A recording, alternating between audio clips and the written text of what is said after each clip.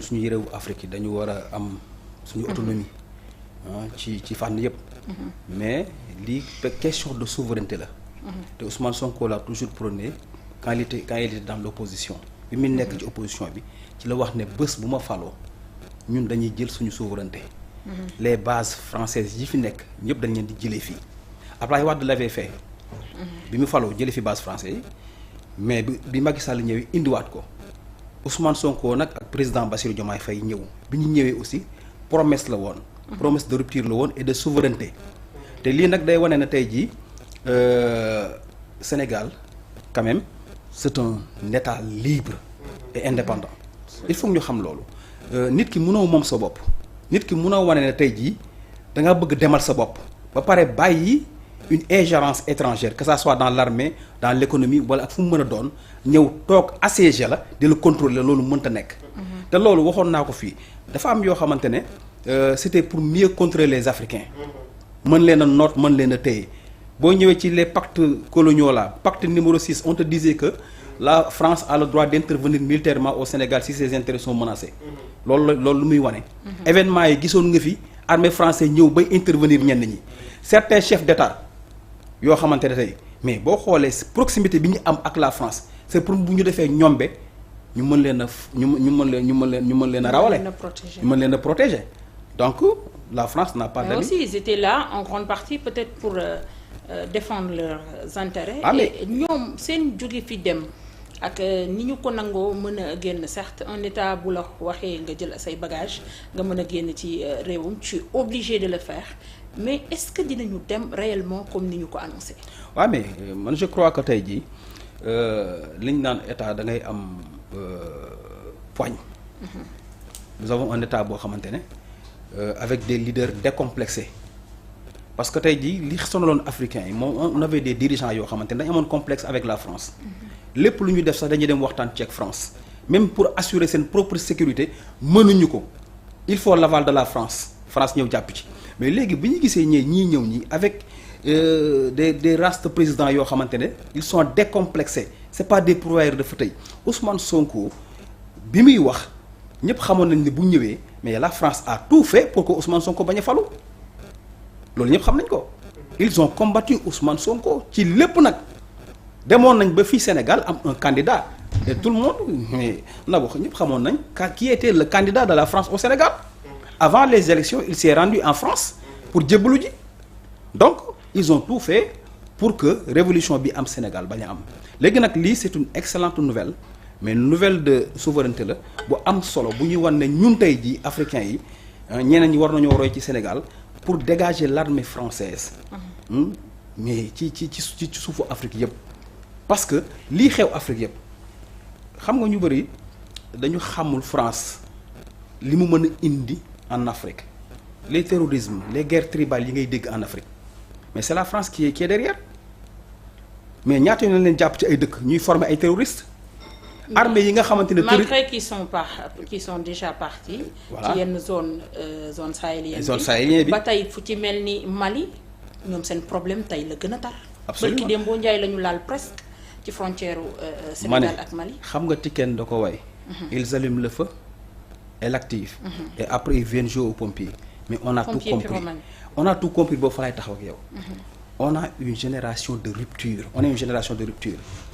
une génération décomplexée. on a des leaders yoo xamante ne dañu gëm panafricanisme gëm souveraineté ku mel ni Ousmane Sonko ku mel ni président Bassirou Diomaye saa yu demee ci rencontre yu mag yi déggal discours bi muy tenir. da ngay xam ne ñii Sénégal ce n'est plus un état suiviste. c'est un état souverain. et libre et démocrate jàpp naa ne tey jii nouvelle boobu man dama koy applaudir di wax ne rek France na dem xooli leneen encore une fois et puis ñu am suñu sécurité bopp gis nga France fépp fu mu jóge ñu force ko ba mu dem bu lay xeexee nii dina tourner xeexee la nële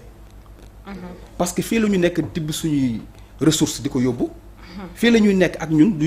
duñu imposer ay mbir yoo xamante ne amul xoolal marché yi ngay gis ni yëpp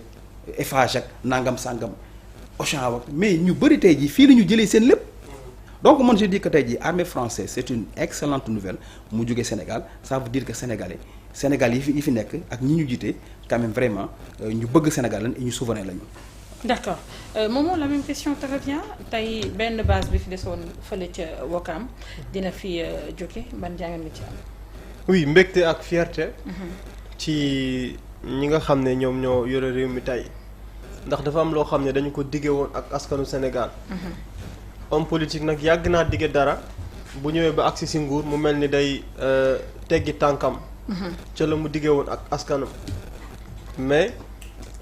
Pastef bi ñu ñëwee dafa am lu bari loo xam ne dañ ko wax ci seen discours. ci idéologie bi parti bi am. dafay dellu ci souveraineté dafay dellu ci panafricanisme donc mu am yenn position yoo xam ne pourtant bu ñu ko doon wax démb ak bërki démb dañ doon gis ay pseudo intellectuels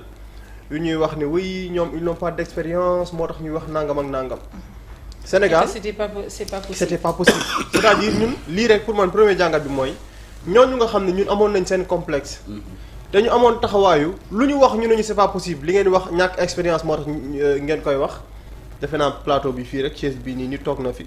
ne loolu dañ koy wax waaye duñ ko mës a def chaise bii nii digg bi fii nit toog na fi. dëgër fi mais base militaire française yi loolu da ngeen koy wax mais du mës a am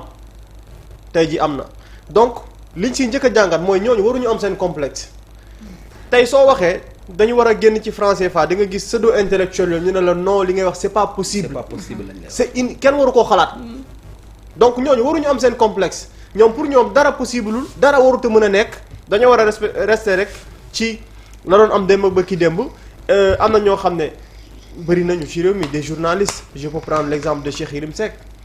dañoo mës di théoriser que ñàkk expérience moo tax ñuy wax yenn yi donc. Sénégal dafa nekk di franchir ay pas yu am solo par rapport ak souveraineté wam depuis l'accession au pouvoir du président Bassirou Diomaye Faye ak l'équipe gouvernementale bi nga xamante ne nii le premier ministre Ousmane Sonko moo ko jiite dafa am yu bëri yu jot a xew Sénégal dafa gën a réaffirmer wu par rapport ak réew yi muy jëflanteel yépp mais plus particulièrement la France bi nga xam ne histoire dafa am lu ñu boole ñu jóge ci bi tubaab yi di agsi yu bëri yoo xam ne jot naa xew ci colonisation ba nguur yi fi jot a ñëw yaa ngi wax léegi ci ay accords secrets lu bëri ci lu yàqu ci sunu biir réew sunu diggante ak France moo ñu gënoon a sonal donc ñu ñëw ba nguuru sunu maam Abdoulaye Wade mu dem ba benn moment peut-être il avait compris que am na décision yu am solo yu mu waroon jël mu jël décision ne daf fiy jëlee lu bëri ci base militaire française yi fi nekkoon bon mu tombé ak période boo xam ne France daf ko xeex. absolument xeex na ko ba mu jóge fi je me rappelle ci le président Abdoulaye Macky Sall bi mu ñëwee. taxawaayam moo doon li président Abdoulaye Wade def c'est une erreur boo xam ne moom il faut mu rectifier ko. Macky Sall bi mu ñëwee 2012 2013 dafa ne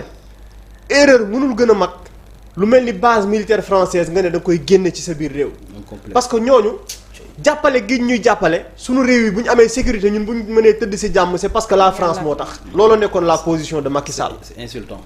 lañ fi jotoon jëlee akus néew mu ne indiwaat leen base militaire française yi lu ñu occupé ci sol fii ci Dakar Fary mi ngi actuellement fële ca Ouakam c'est-à-dire fa ñu occupé ak li taxoon ñu occupé ko position stratégique bi Dakar am ci monde bi nga ñëw ba Ouakam fa nga xam ne fa lañ ko def jamono guerre froide position bu stratégique jamono boobu noonu ci seen diggante ak yeneen continents yi ak yeneen puissance yi nekk ci àdduna bi ñu ne fii bu ñu ko occupé dinañu arranger ñun France donc loolu su amee ñu jaar ci colonisation jóge ci colonisation yàlla dogal tubaab ya dem nañ ñu deseeg nit ñoo xam ne dañuy ñuul ni ñun waaye ay tubaab la ñuy doon ñooñu sonal ñu ci ay génération yu bari boo nee France dégage ñu ne la non pourquoi ngay wax France dégage boo nee France CFA ñu ne la non booy xam amoo leen xam-xam ay xale ngeen nangam ak nangam jël seen cravate yi xoj seen loos yi mais nekk fi rouler air fatt nit ñi sonal nit ñi quoi. mais Macky Sall en tant que ancien chef d'État. bu waxee ni ci aspect sécuritaire. maanaam base française yi fi nekk dañuy dimbali bu baax a baax. est-ce que natt nañu capacité forces armées bi nga xamante ni ñun am nañ ko pour pouvoir prendre le relais. c'est noo koy nattee dama ne la gàcce mënut a weesu ci biir réew yow xanaa bu doon yow da ngay jàngal nit ki sax ABCD. koo jàngal xanaa 60 ans ak lu teg war naa mokkal xanaa 10 ans rek koo ko jàngal mu mokkal rawatina tey sa réew war a àgg ci niveau boo xamante ne. dafa war a assumer souveraineté woo sa armée am taxawaay. bu leen fàtte yàggul dara gàcce mënut a weesu ki nga xam ne moom moo di benn général bu nekkoon fii ci réew mi le président de la république bi am dayoog di tabb ko neex moo xool ba mu neex ko moom mi jiite woon armée de terre au Sénégal mu ne ko dama lay yóbbu New Delhi. décision au président la n'est-ce pas général Kandé. dëkk signature président moo ko fa yóbbu woon signature président moo ko fa jëlee. cette presse là bi ñuy waxtaanee chaque jour. profito ci loolu ci début bu mandat président Bassirou Diomaye Faye mais bëggoon a taal réew mi ci loolu nga gis presse bu am sañ-sañu di wax ci mbir yoo xam ne da nga naan kii li muy wax nii mais loolu waruñ sax di convoquer ni di ko bàyyi muy ñibbi. absolument que diwkat dafa rebellé wu gannaaw décision wu waxuñu président de la république de gannaaw décision wu Ousmane Sonko yóbbu ko New Delhi dafa rebellé wu ne moom defu ko. ab presse ci biir réew mi bind ne kooku rebellé wu armée de terre yëpp ñu ngi taxaw nekk ci ginnaawam ñooñu taal nañ Sénégal. loolu nit bind na ko ci biir réew mi xam nga loolu yëpp ba mu xewee lan lañ def dañoo xëy suba France moom moo décoré général boobu. France moom moo décoré suñu général réew koo xam ne ñun suñu réew lay servir. France moo ko décoré. ça veut dire beaucoup de choses nag. mais sëñ bi loolu musiba la. ça veut dire beaucoup de donc choses. loolu daf lay wan ñoom sañ-sañ bi ñu am ci suñuy mbir ak li nga xam ne téye nañ ko fi donc fierté ngay am bu fekkee ne jamono dem na ba am une génération décomplexée bu ñëw un jeune président. de 45 46 ans bu ñëw ne xam nga lu lay gën a kontaan loo mooy taxawaay bi ci président am rawatina dans sa communication mooy keroog bi mu toogee ba journaliste bi posé ko question ne ko président est-ce que base militaire française yi dafay def ci seen réewal daf fay jóge daf na ko yow est-ce que réew mi nga jóge yéen di ngeen nangu quelle que soit base militaire bu France wala bu Chine wala bu États-Unis wala bu Russie est-ce que yéen seen terre yéen français yi est-ce que nangu ngeen base militaire russe nekk seen territoire est-ce que di ngeen ko nangu du ngeen ko nangu donc pourquoi ñun ñu war ko nangu donc am ci taxawaay et puis décider ci ndax gars yi dañoo am système boobu mooy soo jëlee décision rek ñoom dañuy njëkkante ne non moom jëlul décision ñun ñoo décider jóge fa Union européenne bi ñu leen dàqee ci suñu géej gi ñuy exploité dañoo gaawante def communiqué ne ñun ñoo décidé ne dañ fay jóge même chose la France doon jéem a def mooy dafa gaawante njëkkantu bi président waxee loolu ne bon ñun sax on a eu dan nañu autorité sénégalais yi concerté ñu il y a pas eu de concertation président li mu wax dafa leer mooy ñun buñ ci décidé lañ ci décidé ak ban délai ngeen fiy jógee dinañ leen ko communiqué te bañ leen ko communiqué dañoo roñ seen i bagage yëpp ko ci ay conteneurs yóbbu ko ci port teg ko ci ay bateau delloo ko ci seen i réew di libérer base yi yu bëri yoo xam ne progressivement ba mu agsi si tey defe naa Wokam mooy bu gën a mag mooy xola mooy sax non mooy affaire bi sax nag moo jiitu d'ailleurs bi ñuy implanté wu moom la ñu njëkkoon a samp tey jii bi ñu fay jógee moom la ñu mujjee par rapport ak fu stratégique fi mu placé wu ak dama gëm ne c'est une victoire en tout cas du peuple sénégalais ñu am fierté ci taxawaay boobu léegi nag maasu junj na ko léegi dañoo gis ay journal yu nekk bitim réew yoo xam ne depuis que le régime bii nekk fi jël décision souveraineté bi ñu jël à chaque fois sa bokkun ma leen ngeen fàttu ñoog ay terrorisme xaw ma lan ci malheureusement su yemoon ci Jeune Afrique su yemoon ci RFI su yemoon ci ñeneen ak ñeneen mu mun koo comprendre mais un homme politique sénégalais qui ose tenir ce discours là juste parce que opposant bu xat xol la bu xolam naqari dem na ba ay mbiru terrorisme sax da koy foowee Thierno Alassane Sall qui fait un tweet pour nous parler de situation terrorisme ak Sénégal ak nangam mais c'est dommage quoi da nga nekk da nga jàkkaarloo des ennemis ndax jëlee gi nga leen fi jëlee neexu leen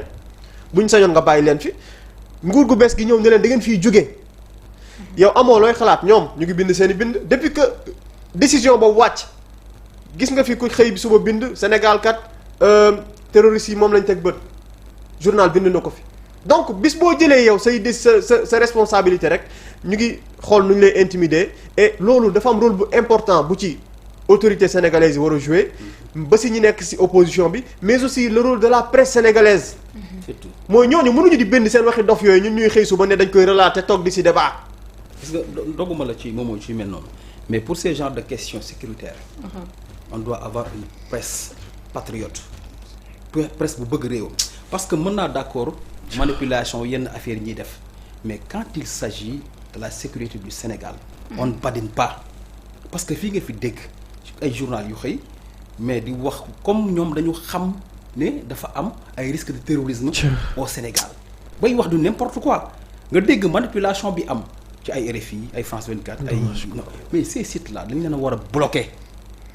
parce que encore une fois ñëpp xam nañ quelles sont ces personnes qui sont derrière ces sites là c'est pour déstabiliser le pays uniquement te nag li gën a garaaw mooy nga dem ba nekk sa noonu réew gis nga boo ñëwee nit day topp réewam muy avancer mu xam ne mentalité changé na mu changer la façon de faire la politique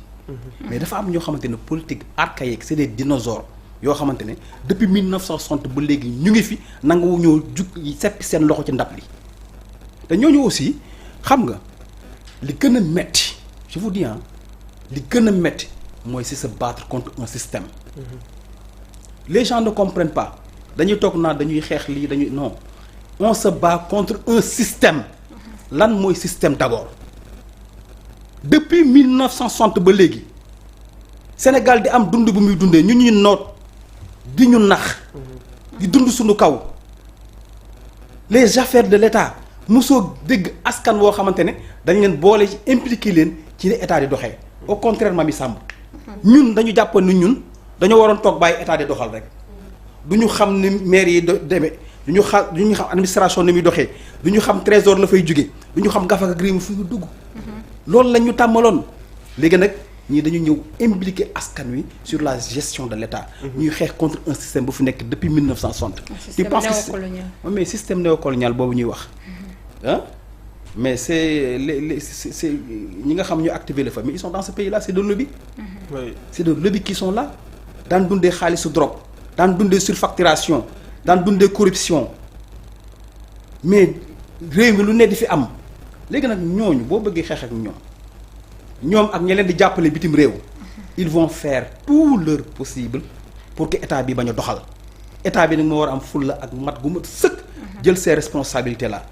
moo tax nag il faut être citoyen bëgg sa réew mooy yow boo nekkee journaliste loo contre état nabu koor y a des informations yoo xamante ne xoolal man dama koy am Mamy Samb am ko moom mi am ko wala nga am ko mais sa fukki xel xalaatul toog ci plateau di ko wax parce que question de sécurité la donc nag jàpp naa ne tey jii lii ñuy wax nii muy aspect sécuritaire ak aspect souveraineté ñun dañ ci war a jàppale état ba pare aussi suñu frontières yi man je comprends pas dëkk boo xamante ni comme Rideau Maïga ku mu neex dugg ku mu ñëw dugg ñu ngi may wax benn vidéo bu ñu jàpp ay étrangers yoo xamante ne dañ leen a jàpp ci frontière bi ñu dugg donc loolu fu ay étranger mën a ñëw dugg mais leneen mën na fa dugg aussi moo tax li ñuy laaj ci retrait des bases françaises certes c'est un acte fort de souveraineté mais Mamy dinañ fi bàyyi vide quoi que l'on puisse dire vide bi naka la ñuy def pour combler ko vide la